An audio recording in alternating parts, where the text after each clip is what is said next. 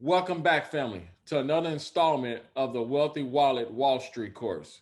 Please don't forget to hit that subscribe, like, or follow button if you find this information to be very valuable to you. At the end of last week's class, we briefly talked about candlesticks. So I want to dive a little deeper today into how candlesticks control the story because candlesticks do control the narrative, they control the story, they control how everything goes. So, if the candlesticks are telling me that the stock is on an uptrend, then I know the story is going to end with me making money.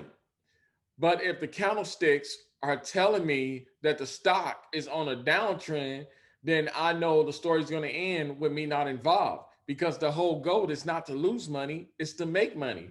So the more that you understand the candlesticks, the more money that you are able to make because you understand how the story is going to go, right? Let's just go over a quick recap of last week. So last week we talked about the candlesticks. We talked about how this full body, this body right here, is the real body of a candlestick, right? This is the real body of a candlestick, and we understand that when the candlestick is green, that it's on an uptrend, and if it's on an uptrend, then that means the bulls are in control, right? And we know that a green candlestick opens here and closes up here. And we got to understand that also when the birds are in control, this is the body of a bird candlestick. On a bird candlestick, it opens up opposite. It opens up here at the top and it closes at the bottom. And we understand that these are the lower shadow wicks, and the wicks are going to play a big part, but we're going to see that in the next in the next couple slides. And we understand what the upper shadow wick and the wicks are also very important, just as the real body is important. The real body of a candle is important. The wicks are also important because the wicks tells us how far the stock went up before it was pushed back down, right? All right, y'all. So let's really dig into these candlesticks. See, what we have right here is the green Marubozu and the red Marubozu, right? Even more potent long candlesticks are the Marubozu, green and red. Marubozus do not have upper and lower shadows, and the high and low are represented by the open or close. A green Marubozu forms when the open equals the low and the close equals the high. This indicates that buyers control the price action from the first trade to the last trade. Red Marubozu form when the open equals the high and the close equals the low. This indicates that sailors control the price action from the first trade to the last trade. So when a green Marubozu, we understand that when the candlestick first opened up, the buyer was in charge from start to finish. I'm sorry, in charge from start to finish. So when we see a fully formed green Marubozu, we understand that the buyers were in complete control the whole entire time, right? And when we see a red Marubozu, we understand that the sailors were in control the whole entire time. So one candlestick represents where money's coming in, and another candlestick represents money going out. The green candlesticks, the green one, the green Marubozu represents that the money coming in controls it the whole time. And the red Marubozu, we must understand that the sailors' money going out controls this candlestick the whole entire time. So pay attention to these two. Now, I know that learning these candlesticks might be a little bit overwhelming, but as of right now, I just want you to write down the name of each candlesticks and understand its character. Because the more that you understand the character of that candlestick, the more you will understand the story. And the farther we get into this class, the more comprehension you're going to have of each candlestick. So don't worry about right now if you don't understand what's going on. Just know that farther in the class and farther in the course, you're going to know these candlesticks like you know the back of your hand, and you're going to understand the character of each and every one of them. And now this candlestick that we're about to talk about is called a spinning top. Candlesticks with a long upper shadow and a long lower shadow and a real small body are called spinning tops. One long shadow represents a reversal of sorts. Spinning tops represent indecision.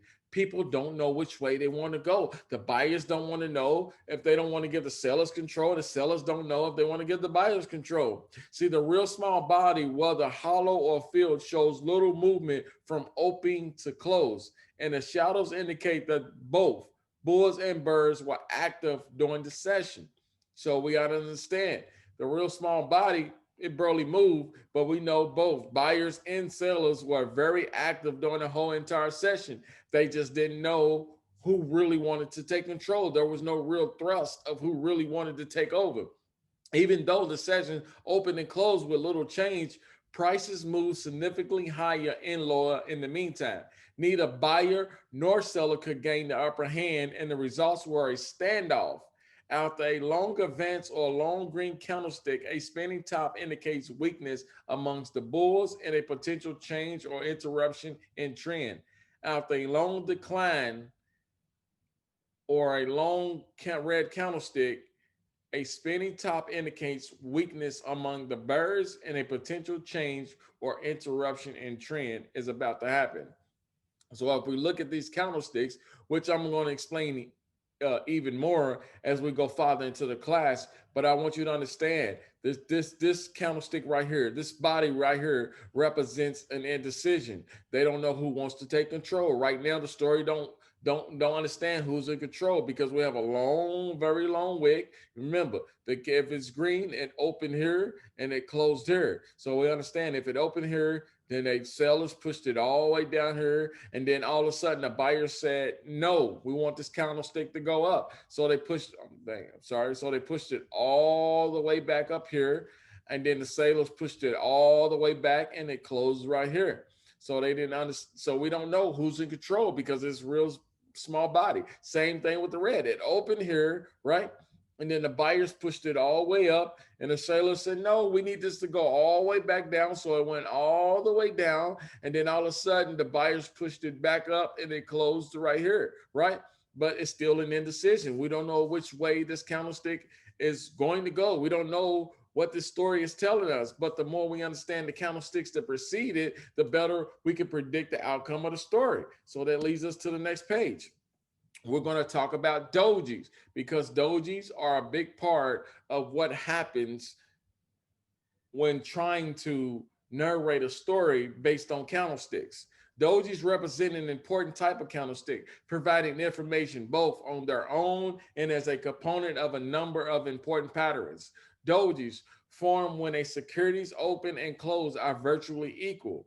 The length of the upper and lower shadows can vary, with the resulting candlestick looking like a cross, inverted cross, or a plus sign.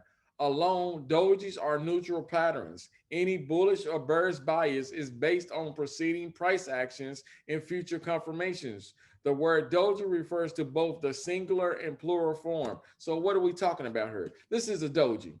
This is a regular doji stick. See where it opens and see where it closes? You barely know, right? You see, but the wick is long, the wicks are long, but the open and close are very short, ideally but necessary. The open and close should be equal, while a doji with an equal open and close would be considered more robust. I'm sorry. It is more important to capture the essence of the candlestick. Dojis convey a sense of indecision or a tug of war between buyers and sellers. Price moves above and below the opening levels during the session, but close at or near the opening level. The result is a standoff. Neither bulls nor bears were able to gain control, and a turning point could be developing. So when we understand that candlestick, but we're going to go a little bit faster into this because we're going to dig right into the candlesticks, the doji and the trend. The relevance of a doji depends on a preceding trend or preceding candlestick. After an advance or long green candlestick, a doji signals that the buying pressure is starting to weakening. After a decline or a long red candlestick, a doji signals that selling pressure is starting to diminish. Doji indicates that the force of supply and demand are becoming more evenly matched and a change in trend may be near. Dojis alone are not enough to mark a reversal, and further confirmation will always be warranted. So what are you talking about? Before we go into what I'm talking about, we have to understand what each doji is.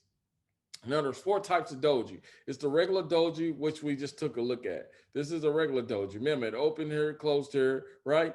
This is a cross doji, just a regular doji.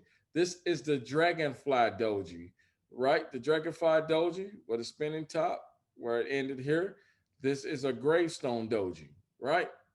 And this is a long-legged doji.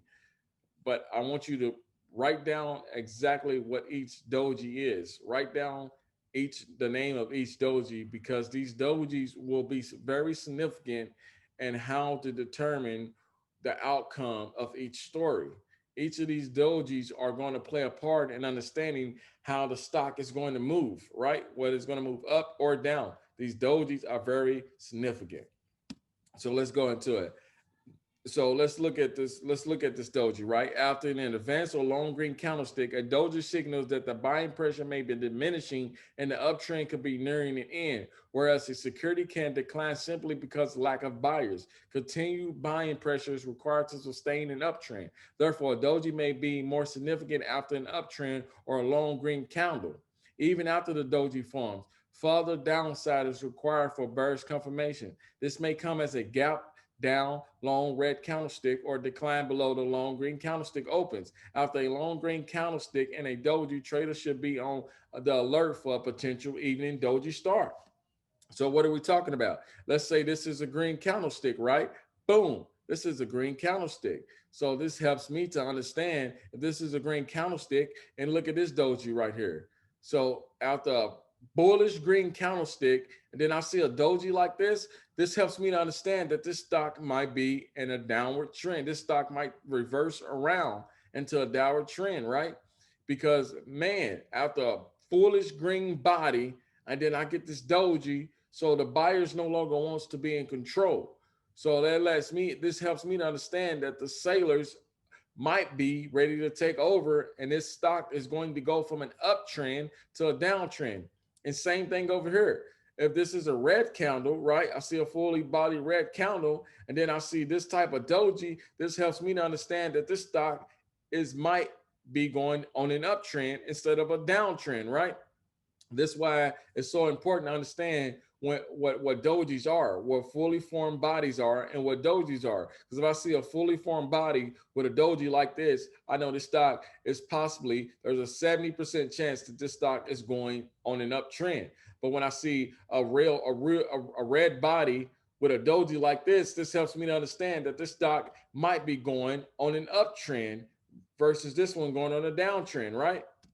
So they lead us. Candlesticks depict the battle between bulls, buyers, right, and bears, which are the sailors, over a given period of time. An analogy to this battle can be made between two football teams, which we can also call the bulls and the bears.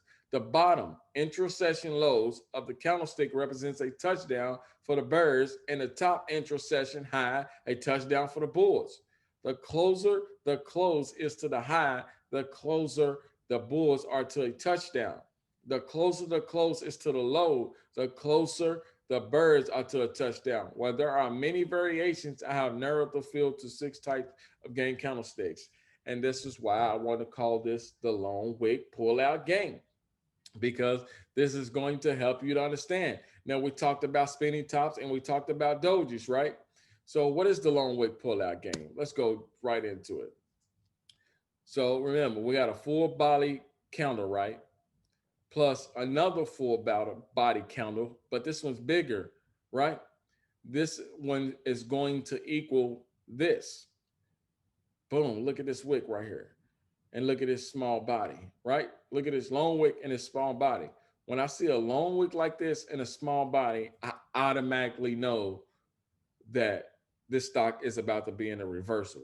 If this stock was on a downtrend and it was going downward, I know that this is about to reverse. I see a green body, small body, and then I see a bigger small body, and then I see this where the sailors tried to take back control, but the buyers took back control, and it helps me to understand that this stock is about to go up, not down.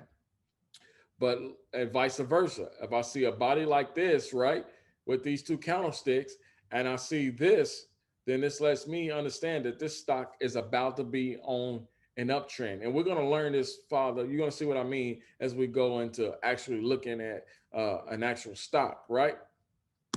So we're going to dig right into that, right? So now we got to learn. So now that we understand the basic fundamentals of candlesticks, that lead us right to learning support and resistance, because every stock is going to have a support and every stock is going to have a resistance. Support and resistance will always be used in the estimation of potential reoccurring price actions. And that's why we got to identify the highest points and the lowest points of a stock. So let's go ahead and identify the highest points. See, these are the highest points, right? Boom. These are the highest points of a stock. And we call the highest points of a stock resistance. It's the ceiling of a stock, right? Resistance is the ceiling of a stock. Let me say it again. Resistance is the ceiling of the stock. It is the highest points of the stock. And support is the floor of the stock. It's the floor of the stock. What is support? It's the floor of the stock. It's the lowest point of the stock. And we got to identify several instances and substantiate our conviction based upon the support. See, boom, look, it keeps touching at the support. Look, this candlestick touch here, it touch here multiple times, right? But it didn't break down. So this helps us to substantiate support level, right? Same thing up here, we're resistant. Boom, the stock keep touching resistance. It keep touching the ceiling, but it won't break through. But it keeps touching the ceiling, but it won't break through. So this helps us to substantiate our highest point. It keeps going to this point, but it won't break through, right? So resistance is the ceiling, support is the floor. Let me say it again. Resistance is the ceiling, support is the floor. Remember when we learned about those candlesticks? You see the green body, and then you see this. We know this stock is about to be on a downtrend. And what exactly did it do? It went on exactly a downtrend. Same thing. You see a green body. We know this stock is probably going up, right? But then we see a red one that looks like this. So we know it's about to be back on a downtrend. And then we see this one right here, right? A fully formed green candle with a nice body. So we understand this stock is going to continue to go green. And then we see, boom, look, we see a long wick. The buyers are not taking full control, but instead going down. So we understand that this is going to push the stock back down. So, but before we go over candlesticks, I want you to all always remember that when a stock touches a certain point several times, that gives us enough conviction to understand where a support level should come. So you should always draw a support level, because we know the stock is going to continue to touch here, but not go below. So if it's going to continue to touch here, then it will be safe to get in when the stock is down here, right? But we're going to learn in the next slide. And then we look at this one, resistance. We know the stock is going to continue to boom. It's trying this, but it's not going below this. It keeps trying it, but it's not going below.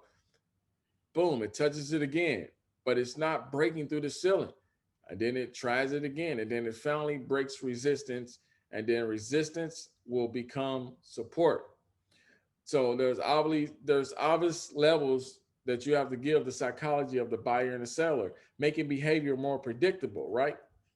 Because the behavior of this stock will become more predictable as you understand support and resistance. We know the behavior of this stock is not going to go below support. We know because it continues to touch it, but does not go below support. And we know the behavior of the stock of the ceiling. We know this stock is going to hit resistance right here. It's going to hit the ceiling, but not go above. Unless if it breaks above, there's going to be a nice breakout. The stock's going to continue to go once it breaks above the ceiling. But we know if this stock doesn't break above the ceiling, I punch out here, right? And then we ride down here. But what does support and resistance really tell us? Support and resistance tells us where we should enter a stock and where we should get out of stock. It tells us the when and where. So I know if the support of a stock is here, then I'm gonna jump in right down here where support is. And then if I got my marks right, if I mark my stock right, then I'm gonna make sure I jump out at resistance.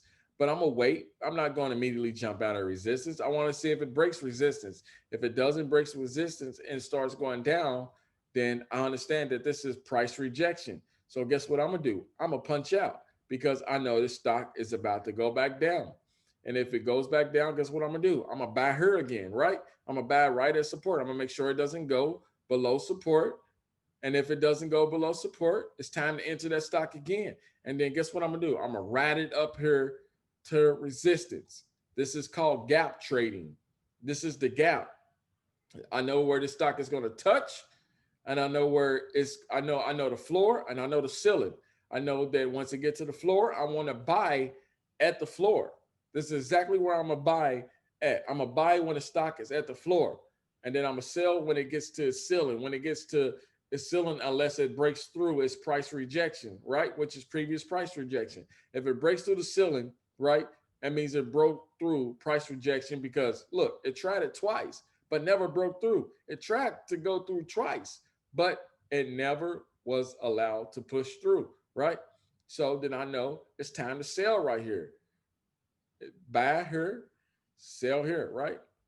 So if I'm watching the stock, and this is understanding, this is where you begin to understand the behavior, the pattern of the stock. So I know if this pattern is going to touch here, and I know it's not going to go above here, then I know that I'm gonna make my money from here to here, and then I'm gonna punch out, right? Because look what it did. It went down again. So if I miss the opportunity to make my money over here, then I'm gonna get in right here, right?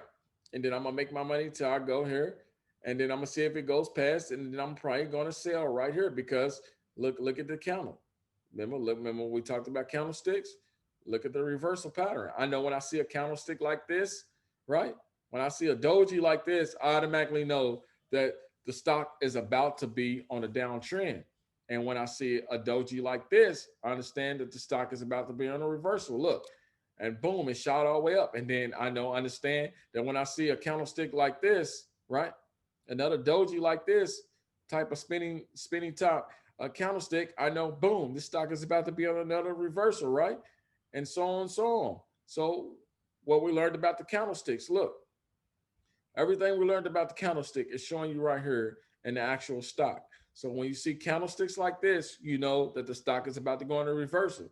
When you see candlesticks like this, you know it's about to go in an up reversal, right? When you see candlesticks like this, you know it's about to go in a downtrend, right? Let me say it again. When you see candlesticks like this, the stock is about to be on an uptrend. And when you continue to see fully formed bodies like this, we know that the stock is on an uptrend, even though we see a red one in the middle. But we understand that the buyers have complete control. They might take a little breath and gave the sellers a little bit of control, but we understand that this is going to continue to go. So I'm not scared. But when I see this, I'm sorry, but when I see this, I get a little scared because I know that the buyers have lost control and the sailors are trying to take over. So a candlestick like this shows me that this stock is about to be in a reversal. Every candlestick you see like this, the stock is going to go in a reversal. Whether red or green, it helps me to understand that this stock is about to be in a reversal. Look at this one, reversal. Every one you see like this, the stock will always go down in a reversal. And then look at this one. This tells me that the stock is about to be on an uptrend, a reversal, but it's about to go up. Say, y'all got to pay attention to this. Look at this one. Look at this one over here. What is it showing you? You got two of them. It's showing you that the stock is about to be on an uptrend, right? And if you continue to follow these candlesticks, just like this, as we talked about, that's why it's very imperative that you understand each candlestick and its character. So when I see a candlestick like this, I know its character tells me that it wants to go in a reverse. Boom, look, another candlestick like this. It tells me that the stock wants to be in a reversal. So I know when I see a candlestick like this, a doji like this, it helps me to understand that the stock is about to be on a downtrend. But when I see one like this, whether red or green, it helps me to understand that the stock's going to be on an uptrend. Here goes another one, right? Candlestick like this, right? It shows me that the stock wants to be on an uptrend, right? And I keep on finding her going down go a red one. Boom. It shows me that the candlestick is on a reversal. It wants to be on an uptrend. So we have to understand support levels. So that's why I definitely you can use stuff like Yahoo Finance to look at charts so that you can be able to draw support and resistance level. But you should always know where support is at a stock. You just don't jump in stocks. You just don't jump. I mean, when I started out trading, I did do that. And when I just jumped in a stock, now understanding that I was jumping in at the height of the stock, now understanding I was jumping in at the ceiling. So instead of me jumping in at the ceiling and thinking this stock is going to go, I jumped in at the ceiling where price rejection was, and I rode the stock down and not up. And because I thought, oh, it's going to go back up, but it don't go back up. I'm losing money now, right? Because if it never goes back up, and then you get scared and you punch out. So now you lose money because you become impatient and you're scared that your money is going to continue to go out. So you jump out the stock. And I did that so many times as a beginning trader. But if I had known how to get in on stock and support, I would have never jumped in up here, right? I would have always jumped in down here at the floor. That way I can ride it to the ceiling. And if it doesn't pass the ceiling, then I know it's going to go back down to support, right? Or close to it. So that means I'm going to sell. Instead of continue to stay in the stock, I know I'm selling because it didn't break through resistance. And if it didn't break through resistance, if it didn't break through the ceiling, then I know it's time to get out. So again, you can use things like Yahoo Finance as a free tool to always draw support and resistance of a stock. Remember, how do you find support? Where a stock touches, right? Where the candlesticks touches on several instances the floor. Look, it touched here, and touched here, but really didn't go beyond it. So then I'm gonna draw a line right around. I'm gonna draw a straight line across this price because the likelihood of this stock going below this is very slim. It could happen, but the likelihood of it happening is very little. And then I'm gonna draw another line at the ceiling at the top. Because look, I understand the stock touch here and then touch here, but it won't go above this price. It won't go above this price. So that helps me to understand that look, boom. Let's go to a real life example, right?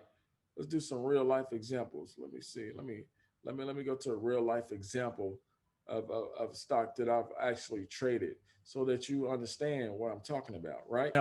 So today I jumped into Tesla. You know, I always use my charts. And so I drew a support and resistance line. So I understand that my support line was at 819 and my resistance was at 852, right? Because I've been watching the charts. I know that it tried to touch 852 twice, and I know resistance is right around here, right? Because if I go farther into the chart, then I'll show you more pre-market and everything. But I just want to start out here, which gives my conviction that 819 is the actual support. I jumped in around 823. This is when I got in because when I saw the reversal candle, this is when I got in. Boom, I got in on a reversal candle, right? But instead of going up, it actually went down. But I understood that the stock wanted to go up. So I stayed in. And then when it hit the ceiling, I punched out. This is exactly where I punched out when it hit the ceiling because I waited to see if it went through, and I punched out at around 849. This is where I punched out. So I rode it from 823 to 849 on an option, and I made about $800 doing exactly that, riding it from here to here and only risking $300. I only risked 300 and some dollars to make $800 because look, I jumped in on support and I rode it to resistance, which was 851. And once I saw that it didn't break resistance, I decided I wanted to punch out. And this is how stock trading always works. So let's highlight it a little bit more so you can see a little bit more. Look, boom, I hopped in right here about 823. Once I saw the plug, right?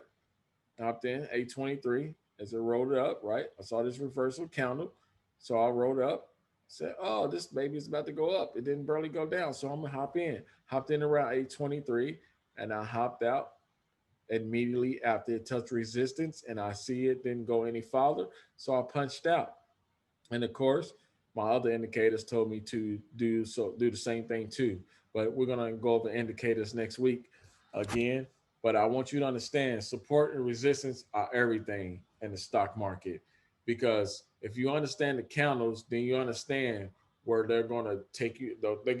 You understand the floor they're gonna take you to, and you also understand the ceiling that they're gonna take you to, and why it might need to break the ceiling in order to stop getting the price rejection so that it can go above where it needs to go. but support and resistance is everything in the stock. So make sure if you don't have, like I just showed you Think and Swim from TD Ameritrade. That's the software I use, Think and Swim from TD Ameritrade. But if you don't have TD Ameritrade, you can always use Yahoo Finance. They have charts. You know, Seeking Alpha has charts. Uh, but Yahoo's is probably the free and easiest one to use because you can also add the indicators that I'm going to tell you about in the next coming classes. But definitely use Yahoo to use their support and resistance line so that way you know when to get in a stock and when to jump out of a stock, because you got to understand its pattern and its behavior. Because if you can understand its behavior, then you can predict the outcome.